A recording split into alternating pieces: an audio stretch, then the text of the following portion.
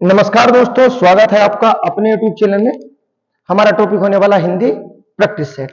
यहाँ हमारे Hindi practice set की टेस्ट सीरीज चलाई जा रही है। दूसरी तरफ आप प्लेलिस्ट में जा सकते हो, आपको उत्तराखंड की टेस्ट सीरीज भी मिल जाएगी जो कि टॉपिक वाइज चलाई जा रही है। हमारी पूरी परीक्षा वाणी उठाई गई है उसमें, और जो भी प्रीवियस ईयर में उत्तराखंड के क्वेश्चन है सबको समाहित किया गया है। तो ये हिंदी और उत्तराखंड की हमारी टेस्ट सीरीज चल रही है।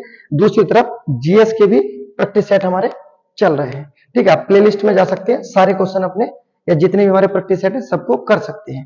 अब शुरू कर लेते हैं हमारे हिंदी के प्रैक्टिस सेट में जो दिया गया है। हिंदी के प्रैक्टिस सेट में हम प्रैक्टिस सेट करेंगे, अपना पूरा विस्तार पूर्वक करेंगे, जितने क्वेश्चन बन सकते हैं सबको करेंगे डिटेल में।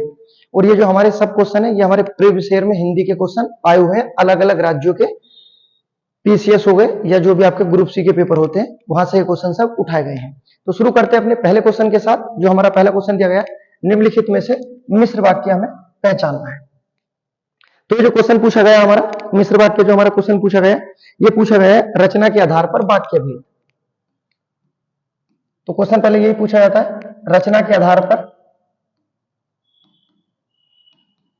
रचना के आधार पर वाक्य भेद। तो रचना के आधार पर जो वाक्य भेद होते हैं कितने होते हैं हमारे? 3 होते हैं। याद रखना, तीनों बहुत महत्वपूर्ण है। पहला होता है हमारा सरल वाक्य, दूसरा होता है संयुक्त वाक्य, तो तीसरा होता है जो क्वेश्चन पूछा गया हमारा मिश्र वाक्य। आप इन तीनों को समझ जाओ और हमेशा के लिए ये भी समझ जाना कि रचना के आधार पर जो वाक्य भेद होते हैं 3 प्रकार के कौन कौन से हैं। ये तो हमारा मिश्र वाक्य से क्वेश्चन पूछा है, कर को सरल या संयुक्त से भी पूछा जा सकता है। सरल वाक्य में क्या होता है आपको याद रखना, इसमें सिर्फ एक क्रिया होती है, कर्ता कितने भी हो सकते हैं।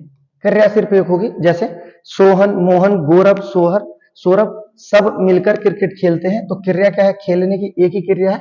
ये हमारा सरल वाक्य, इसमें कर्ता नहीं हो सकते हैं। संयुक्त वाक्य में क्या होते हैं? संयुक्त वाक्य में 2 क्रियाएं होंगी। याद रखना, कितनी क्रियाएं होंगी? 2 क्रिया होंगी, और दोनों क्रिया क्या होंगी? स्वतंत्र होंगी। दोनों क्रिया आपस में क्या होती है? स्वतंत्र होती है। किसकी पहचान है? संयुक्त वाक्य की। मिश्र वाक्य में क्या होती है? इसमें क्रिया तो इसमें भी 2 होती है। कितनी क्रिया होंगी? 2 क्रिया होंगी, पर एक क्रिया दूसरी क्रिया पर क्या होती है? आश्रित होती। ठीक है, तो किस वाक्य में क्रिया आश्रित होती है? कहना मिश्र वाक्य में। और किसमें स्वतंत्र होती है? कहना संयुक्त वाक्य में। यहां से बहुत क्वेश्चन बनते हैं, आपको याद रखना है। उसके बाद अलग की चीजें जो आपको याद रखना है कि मिश्र वाक्य में पहचान के लिए कुछ शब्द आते हैं, जिस तरह से आते हैं की शब्द। 2 क्रियाओं के बीच में की आता है, उसके बाद की आएगा वह, उसे, और जितने भी ज्या वाले शब्द होते हैं सब आते हैं, जैसे जो, जैसा, उसके बाद ज्यों, जब, तब। तो ये किसकी पहचान हमारी? मिश्र वाक्य की है। अगर आप देखोगे तो हमारे ऑप्शन नंबर डी में ज्यों दिया भी गया है, जैसे शुरू है। ये हमारा आंख बंद करके क्वेश्चन आंसर हो जाएगा। ठीक है, याद रखना, चाहे आप एक दूसरे के आश्रित के आधार पर भी कर सकते हो और आप अपने शब्दों को पहचान कर भी कर सकते हो। ठीक है, तो याद रखना हमारा मिश्र वाक्य में कौन सा आंसर हो जाएगा? ऑप्शन नंबर डी हमारा आंसर हो जाएगा। अब जो बताए गए हैं सरल, संयुक्त और मिश्र, इनकी परिभाषा भी याद रखनी है, क्वेश्चन में आती है, क्योंकि हमारा जो उद्देश्य है वो पूरा विस्तार पूर्वक समझाना है। उसके बाद देखते हैं नेक्स्ट दूसरा क्वेश्चन। देखो दूसरा क्वेश्चन दिया गया है, घन शब्द का एक अर्थ बादल होता है। हाँ, बादल का पर्यायवाची होता है, अर्थ है इसका। इसका दूसरा अर्थ पूछा है, दिया गया है हल, उसका सब्बल, फावड़ा या हथौड़ा। तो घन का जो हमारा दूसरा अर्थ होता है ये होता है ऑप्शन नंबर ए, हल होता है। ठीक है, याद रखना। अगला क्वेश्चन देखते हैं, जो हमारा क्वेश्चन नंबर 3 दिया गया है, कौन सा शब्द अनेकार्थ शब्द अज से संबंध नहीं रखता, या कौन सा अज से संबंधित नहीं है। 4 ऑप्शन दिए गए हैं, ब्रह्मा, उसके बाद कमल, बकरा या दशरथ के पिता। तो अज शब्द का संबंध किससे नहीं है? ऑप्शन नंबर सी से नहीं है, याद रखना। ठीक है, ऑप्शन नंबर सी हमारा हो जाएगा, जबकि अन्य शब्द का अज होता है। उसके बाद देखते हैं नेक्स्ट अगला क्वेश्चन जो हमारा दिया गया है, क्वेश्चन नंबर 4। क्वेश्चन नंबर 4 दिया गया है, ये हमारा पूछा गया है समास से। और समास कौन सा पूछा है? द्वंद्व समास। ठीक है, कि द्वंद्व समास में किसकी प्रधानता होती है, ये आपसे क्वेश्चन पूछा गया है। तो पहले तो ये याद रखना कि हमारे समास के कितने भेद होते हैं। तो हमारे समास के 6 भेद होते हैं। ठीक है, उसके बाद क्वेश्चन पूछा जाता है द्वंद्व समास के कितने भेद होते हैं। तो जो हमारा द्वंद्व समास होते हैं इसके 3 भेद होते हैं। द्वंद्व समास की, जो हमारा क्वेश्चन पूछा। पहला होता है समाहार द्वंद्व समास, उसके बाद दूसरा होता है वैकल्पिक द्वंद्व समास, और तीसरा होता है इतरेतर द्वंद्व समास। तो द्वंद्व समास के कितने भेद होते हैं बताना? 3 भेद होते हैं, ठीक है। जबकि समाहार द्वंद्व समास में क्या आता है? योजक चिन्ह आता है। वैकल्पिक में क्या आता है? या शब्द का प्रयोग किया जाता है, जैसे भला या बुरा। इतरेतर में क्या आता है? इतरेतर में और शब्द आता है, ठीक है। तो ये पहचान है, और ये हमारे द्वंद्व समास की पहचान है कि द्वंद्व समास में क्या क्या आता है? एक तो योजक चिन्ह आता है, या शब्द आता है, और आता है, ठीक है। और ये हमारे द्वंद्व समास के भेद है 3। इसमें पूछा कौन सा पद प्रधान होता है, तो द्वंद्व समास के दोनों पद प्रधान होते हैं, ठीक है। अर्थात ऑप्शन नंबर बी जो दिया गया हमारा, इसके सभी पद क्या होते हैं? प्रधान होते हैं। तो द्वंद्व समास के कितने पद प्रधान होते हैं? तो द्वंद्व समास के सभी पद अर्थात दोनों पद क्या होते हैं? प्रधान होते हैं। उसके बाद देखते हैं नेक्स्ट अगला क्वेश्चन, क्वेश्चन नंबर 5। सब लेटेस्ट क्वेश्चन होंगे जो हमारे प्रीवियस ईयर में आए हुए हैं। लगाओ, चांदनी का पर्यायवाची शब्द नहीं है, जो हमारा चांदनी का पर्यायवाची शब्द नहीं है, ये आपको बताना है। पहले दिया गया है चंद्रताप, उसके बाद कौमुदी, उसके बाद ज्योत्सना या मयंक। अन्य शब्दों में मैं यहां लिख देता हूं, चांदनी का होता है चंद्र प्रभा भी होता है, याद रखना। चंद्र प्रभा किसका पर्यायवाची है? चांदनी का पर्यायवाची है। उसके बाद अमृत द्रव होता है, अमृत द्रव। अमृत द्रव किसका पर्यायवाची है? चांदनी का। उसके बाद आसान है उजियारा, किसका पर्यायवाची? चांदनी के पर्यायवाची है। अन्य में जो देख लेते हैं हम, दिया गया है कौमुदी, जो ऑप्शन में भी दिया गया है। उसके बाद ज्योत्सना, ये तो शुद्ध वर्तनी में बहुत बार पूछा जाता है, याद रखना। चांदनी का पर्यायवाची होता है ज्योत्सना। उसके बाद जो दिया गया हमारा चंद्र तप। तो ये जो दिए गए हमारे चांदनी का पर्यायवाची है, कौन सा नहीं होता? मयंक नहीं होता है, ठीक है, याद रखना। उसके बाद देखते हैं नेक्स्ट अगला क्वेश्चन जो दिया गया हमारा। अगला क्वेश्चन भी हमारा पर्यायवाची से, पर्यायवाची किसका पूछा है? सरस्वती का पर्यायवाची शब्द नहीं है। दिया गया है बीणा पानी, दिया गया है। उसके बाद महाश्वेता, पद्मा, ठीक है, भारती और बीणा पानी, ये दिए गए हैं। तो सरस्वती के पर्यायवाची में बहुत पूछे जाते हैं, याद रखना। सरस्वती का पर्यायवाची अन्य पर्यायवाची में विद्या भी होता है, विद्या की देवी होती है। उसके बाद बाग देवी होता है, इला, इला सरस्वती का भी होता है, और इला हमारा धरती का पर्यायवाची भी होता है। उसके बाद शारदा होता है, ठीक है। उससे अलग जो पर्यायवाची है बीणा पानी, ये तो सभी को पता है। महाश्वेता भी होता है, भारती भी होता है। तो होता कौन सा नहीं है? तो याद रखना सरस्वती का जो पर्यायवाची है हमारा पद्मा नहीं होता। ऑप्शन नंबर सी हमारा आंसर हो जाएगा। बात कर लेते हैं तो फिर ये किसका होता है? तो ये हमारा लक्ष्मी का पर्यायवाची होता है, ठीक है, याद रखना। तो पर्यायवाची से 2 क्वेश्चन थे, गलत नहीं होने चाहिए। उसके बाद देखते हैं नेक्स्ट अगला क्वेश्चन हमारा मुहावरे से दिया गया है, और जो क्वेश्चन है हमारा इसमें देखते हैं कोड़ी नहीं, कोड़ी नहीं, चौकड़ी लिखा है। चौकड़ी भूल जाना, मुहावरे का अर्थ बताना। चौकड़ी भूल जाना मुहावरा। मुहावरा हमारा कौन सी भाषा का शब्द है? ये हमारा अरबी भाषा का शब्द है, ठीक है। और मुहावरा होता क्या है हमारा? तो ये वाक्य का एक क्या होता है? अंश होता है। पूरा वाक्य नहीं होता, पूरा वाक्य तो लोकोक्ति होती है, मुहावरा वाक्य का अंश होता है।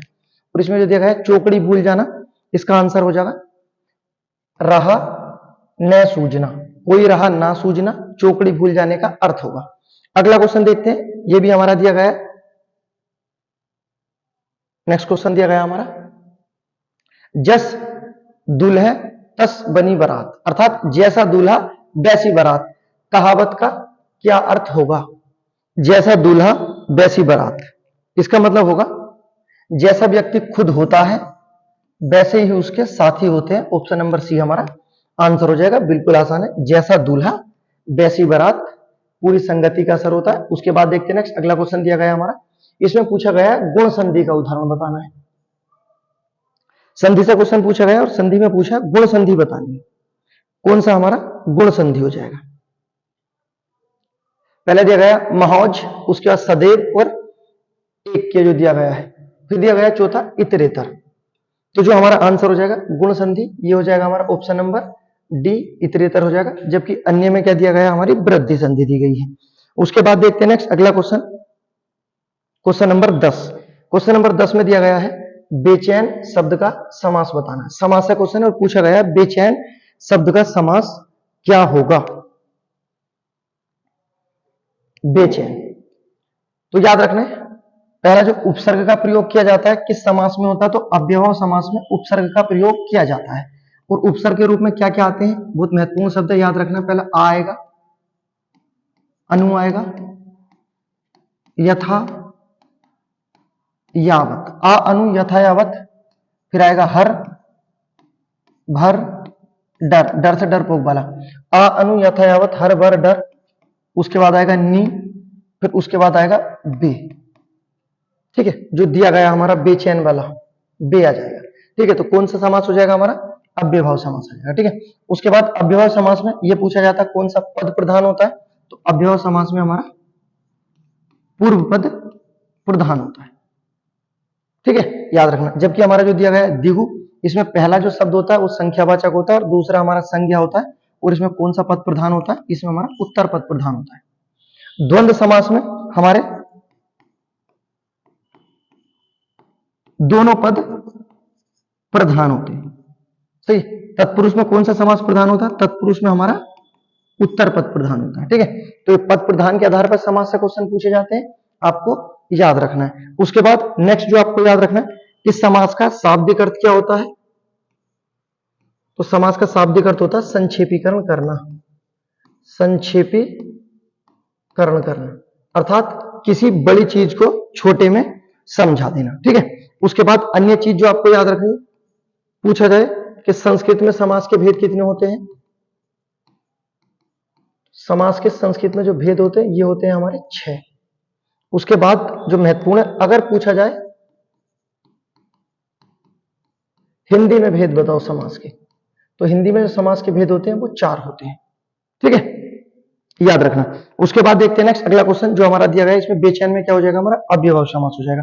अगला क्वेश्चन देखते हैं, इसमें विलोम शब्द हमें चुनना है और विलोम शब्द चुनना है किस चीज का, कौटिल्य का। कौटिल्य का विलोम शब्द क्या होगा, तो याद रखना कौटिल्य का उल्टा हो जाता है आपका ऑप्शन नंबर डी, आर्जव होता है। ये कई बार आ चुका है, याद रखना। कौटिल्य का मतलब होता है तेज और आर्जव का स्लो होता है, धीरे। इसमें पूछा गया है अगला संपन्नता। संपन्नता का विलोम शब्द क्या होगा, तो इसका जो हमारा आंसर हो जाएगा ये हो जाएगा आपका ऑप्शन नंबर बी, निर्धनता। संपन्नता, निर्धनता। ठीक है, उसके बाद देखते हैं नेक्स्ट अगला क्वेश्चन जो हमारा दिया गया है, क्वेश्चन नंबर 13।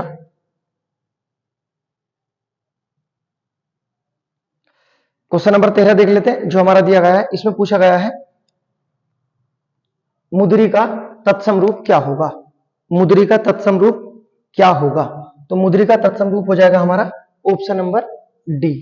क्या हो जाएगा, मुद्री का, मुद्री का आंसर हो जाएगा। उसके बाद देखते हैं नेक्स्ट क्वेश्चन नंबर 14 जो दिया गया है, निम्न में कौन सा शब्द वर्तनी की दृष्टि से शुद्ध है। शुद्ध वर्तनी बतानी है और पूछा गया है प्रतिनिधि। कौन सा वाला रूप हमारा सही हो जाएगा, प्रतिनिधि। सभी में प्रतिनिधि ही लिखा है, लेकिन कौन सा रूप हमारा सही हो जाएगा, ऑप्शन नंबर ए जो दिया गया हमारा प्रतिनिधि के रूप में सही आंसर हो जाएगा। ठीक है, उसके बाद देखते हैं नेक्स्ट अगला क्वेश्चन, हर टॉपिक से क्वेश्चन है। अगला क्वेश्चन भी दिया गया हमारा, ये जो दिया गया क्वेश्चन हमारा वर्तनी से दिया गया है। और क्वेश्चन में क्या पूछा, निम्नलिखित वाक्यों में रेखांकित शब्द में शुद्ध वर्तनी कौन सी होगी, अर्थात अत्यधिक में बताना है। ठीक है, तो कौन सा हमारा अत्यधिक रूप हमारा सही हो जाएगा, ऑप्शन नंबर जो दिया गया हमारा ए, ये हमारा बिल्कुल शुद्ध लिखा गया है, अत्यधिक। ठीक है, उसके बाद देखते हैं नेक्स्ट अगला question, question number 16। Question number 16 पूछा गया है हमारा सर्वनाम में कारक के कितने भेद होते हैं। किसमें पूछा, देखो सर्वनाम और कारक दोनों मिक्स कर दिए, सर्वनाम में कारक के भेद पूछे।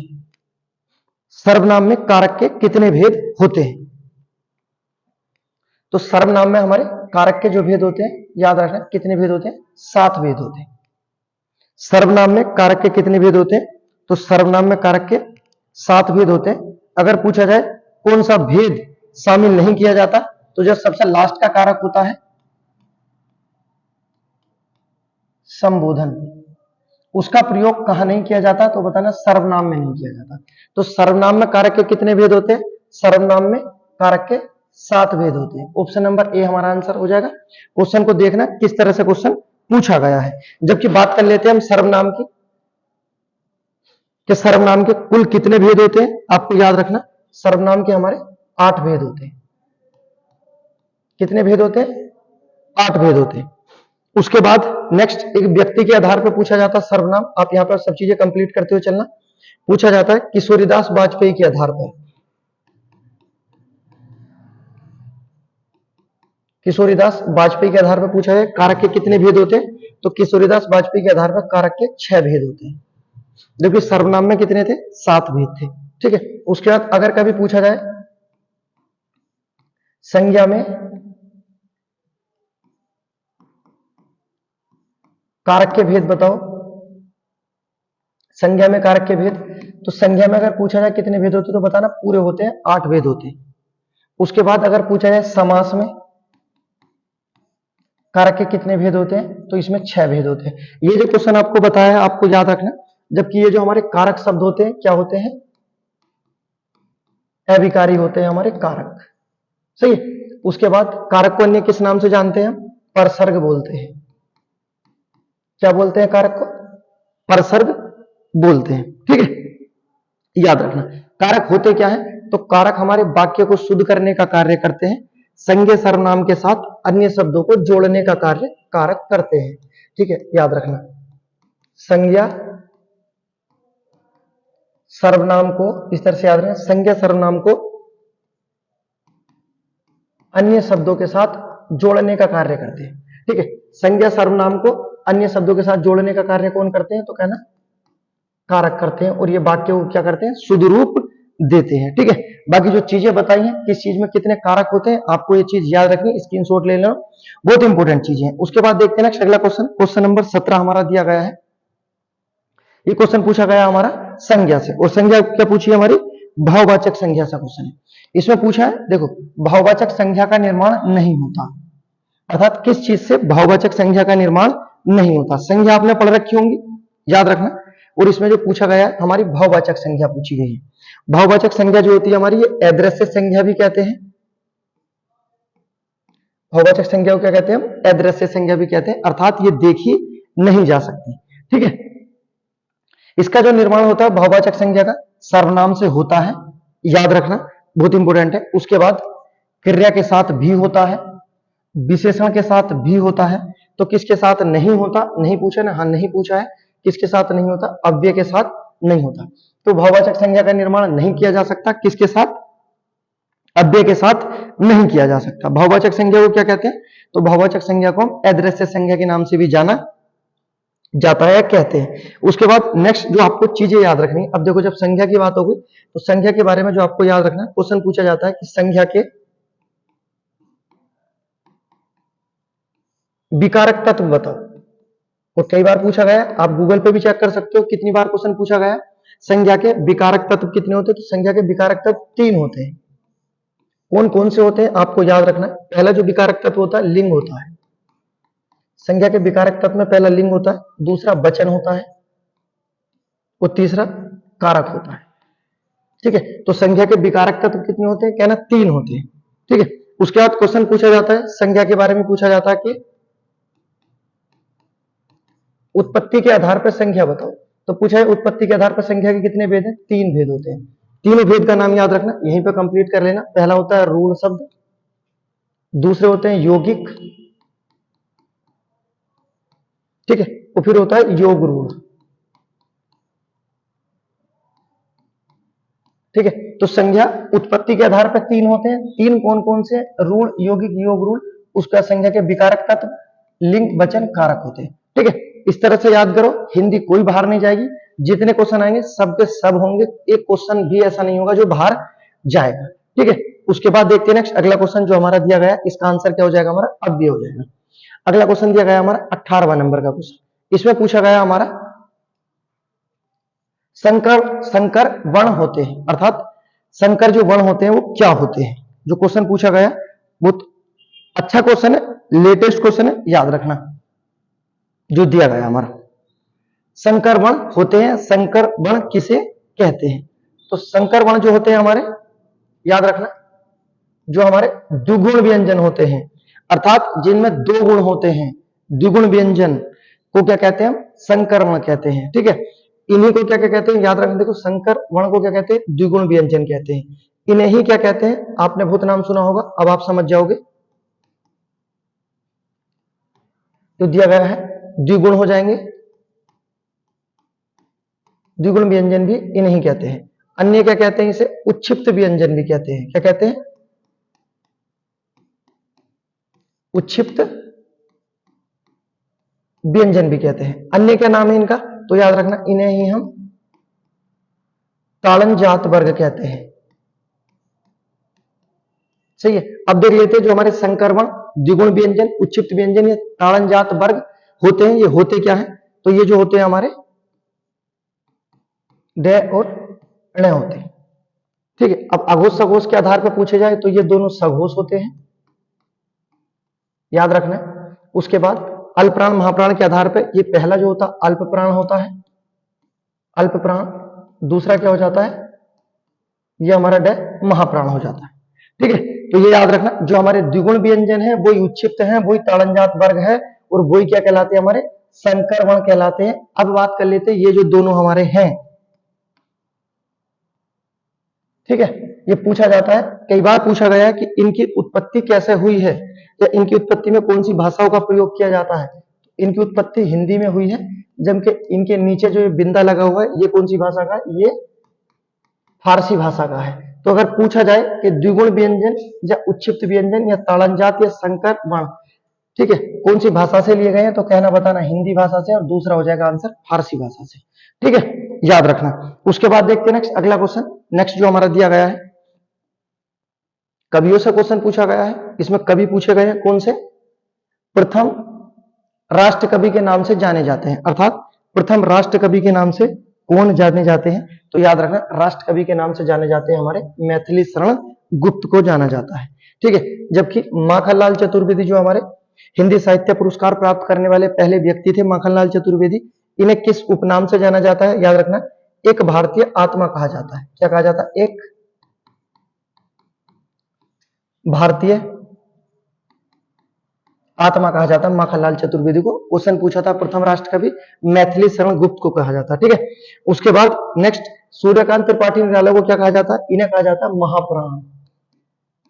महाप्राण किसे बोला जाता है? कहना, त्रिपाठी जी को बोला जाता है। ठीक है, उसके बाद दिया गया दुष्यंत कुमार, बहुत महत्वपूर्ण है, याद रखना। इन्हें क्या बोला जाता है? इन्हें बोला जाता है गजलों का राजकुमार। गजलों का राजकुमार किसे बोला जाता है? दुष्यंत कुमार को। माखनलाल चतुर्वेदी को एक भारतीय आत्मा, मैथिली शरण गुप्त को प्रथम राष्ट्र कवि, सूर्यकांत त्रिपाठी निराला को महाप्राण।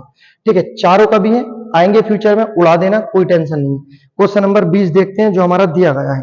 दिए गए विकल्पों में उपयुक्त विलोम शब्द नहीं है, अर्थात एक जो जोड़ा है वो गलत दिया गया है, उपयुक्त विलोम शब्द नहीं है। विलोम शब्द जो दिया गया, पहला दिया गया जंगली, जंगल वाला होता, घरेलू घर का होता, बिल्कुल सही है, आंसर बिल्कुल सही दिया गया है। दूसरा बताओ, दिया गया है व्यक्ति समाज, क्या ये सही है? ये भी सही दिया गया है। उसके बाद गोप्य, उसके बाद प्रकाशीय, ये भी हमारा सही दिया गया है।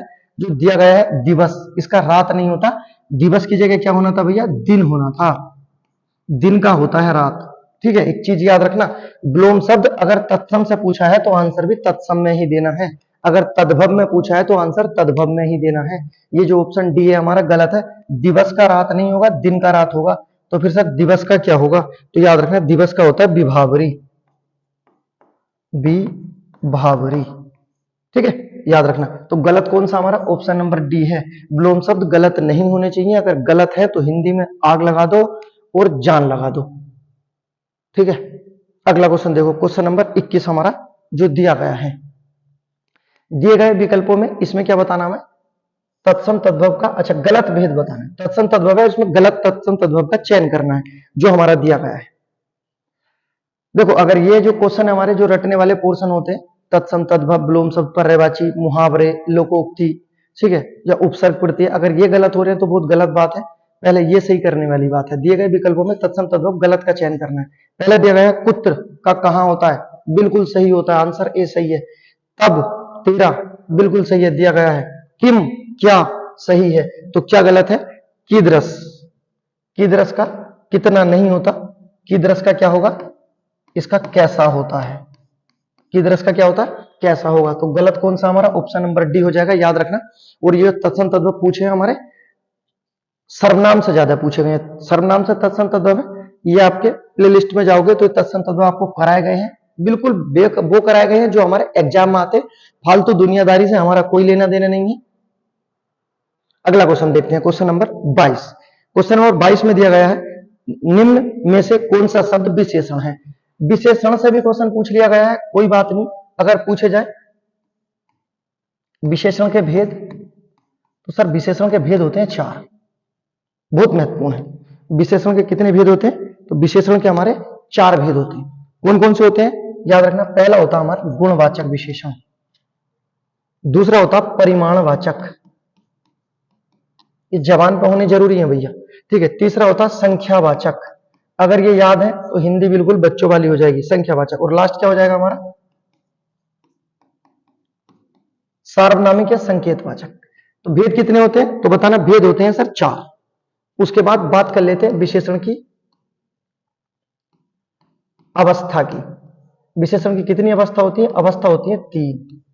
3 कौन कौन सी होती है, पहली बताना मूल अवस्था, इसे साधारण अवस्था भी कहते हैं। दूसरी होती है उत्तर अवस्था, इसमें 2 की तुलना की जाती है, ठीक है। उसके बाद होती है उत्तम अवस्था, इसमें किसी वस्तु को सबसे बड़ा या सबसे छोटा दर्शाया जाता है। तो विशेषण की अवस्था पूछी जाए, कहना 3, गुण पूछे जाए या भेद पूछे जाए तो कहना 4।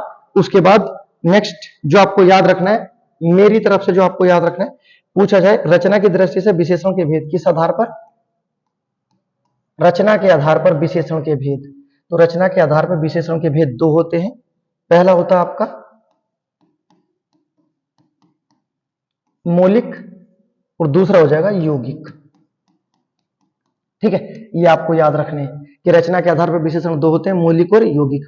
उसके बाद देखते हैं नेक्स्ट क्वेश्चन नंबर 23, ठीक है। पहला क्वेश्चन देख लेते हैं हमारा, इसमें जो दिया गया विशेषण, कौन सा हमारा विशेषण हो जाएगा, तो जो दिया गया हमारा ऑप्शन नंबर सी है, आदिम हमारा आंसर हो जाएगा, ये हमारा विशेषण शब्द है। अगला देखते हैं क्वेश्चन नंबर 23, तो इसमें पूछा गया है वह भला आदमी चला गया में विशेष्य बताना है, विशेष्य अर्थात संज्ञा बतानी है। वह भला आदमी चला गया में विशेष्य बताना है, क्या हमारा विशेष्य होगा, कौन सा आदमी, वह भला आदमी, कैसा आदमी था, भला आदमी था। तो भला विशेषण हो जाएगा, आदमी विशेष्य हो जाएगा, ऑप्शन नंबर सी हमारा आंसर हो जाएगा। उसके बाद देखते हैं नेक्स्ट क्वेश्चन, क्वेश्चन नंबर 24 देखते हैं, जो हमारा दिया गया है, लिंग किस भाषा का शब्द है। तो ये जो शब्द है हमारा कौन सी भाषा का है, संस्कृत भाषा का है। इसके बारे में आपको जो याद रखना कि जो हमारा लिंग है कौन सी भाषा का है, संस्कृत भाषा का है। उससे अलग जो याद रखना, ये हमारा विकारी शब्द होता है। कैसा शब्द है, विकारी शब्द होता है। अगर क्वेश्चन पूछा जाए कि लिंग की पहचान किससे होती है, तो कहना लिंग की पहचान कौन से शब्द से होती है, संज्ञा से होती है। लिंग की पहचान किससे होती है, संज्ञा से होती है। कैसा शब्द है, विकारी शब्द है, ठीक है। उसके बाद कौन सी भाषा का था, तो संस्कृत भाषा का। अगला क्वेश्चन देखते हैं, जो हमारा दिया गया है, वह लाचार है क्योंकि वह विकलांग है, सही है। वह लाचार है क्योंकि वह विकलांग है, इस वाक्य में कौन सा अव्यय है, आपको बताना है। अव्यय से क्वेश्चन पूछा है, अव्यय कैसा शब्द है हमारा, ये अविकारी शब्द होते हैं। अव्यय क्या होते हैं, अविकारी होते हैं, अर्थात लिंग वचन कारक के आधार पर इन पर कोई बदलाव नहीं किया जा सकता है। अब आपको यह बताना है, वह लाचार है क्योंकि वह विकलांग है, इसमें कौन सा हमारा अव्यय होगा। तो वह लाचार है क्योंकि वह विकलांग है, ये इसका क्या है भैया, एक कारण बताया गया है। वह लाचार व्यक्ति है, कारण क्या है, क्योंकि वह विकलांग है। तो ये क्या हो जाएगा, हमारा कारण हो जाएगा, ठीक है। उसके बाद नेक्स्ट अब बात कर लेते हैं अपने गिव अवे की। गिव अवे में जो भी हमारे क्वेश्चन पूछे जाते हैं सब लेटेस्ट क्वेश्चन होते हैं। अगर आप देखोगे तो ऐसा कोई क्वेश्चन नहीं होगा जो बिल्कुल बच्चों वाला क्वेश्चन होता है। आपको क्वेश्चन बताना है हमारा पहला क्वेश्चन,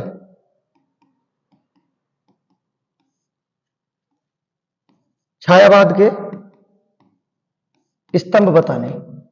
छायावाद के जो स्तंभ होते हैं कितने होते हैं और उन व्यक्तियों के नाम बताने हैं। बहुत इंपॉर्टेंट क्वेश्चन है, ये रिपीट होता रहता, हजारों बार आ चुका है, पहले तो ये याद रखना। उसके बाद नेक्स्ट आपको जो बताना है कि मुंशी प्रेमचंद्र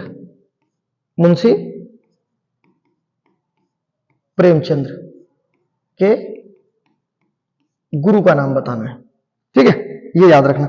उसके बाद नेक्स्ट बताना है कि अज्ञे जो थे हमारे, अज्ञे, इन्हें कब ज्ञानपीठ पुरस्कार दिया गया, कब बताना है, कब ज्ञानपीठ पुरस्कार दिया गया और किस रचना के लिए दिया गया है। सही है, ये 3 आपके लिए गिव अवे है। अगर वीडियो पसंद आई जो हमने पढ़ाई है विस्तार पूर्वक, तो लाइक करें, फॉलो करें, सब्सक्राइब करें। उसके बाद मिलते हैं एक और जोरदार वीडियो में, नेक्स्ट वीडियो में। तब तक के लिए गुड बाय।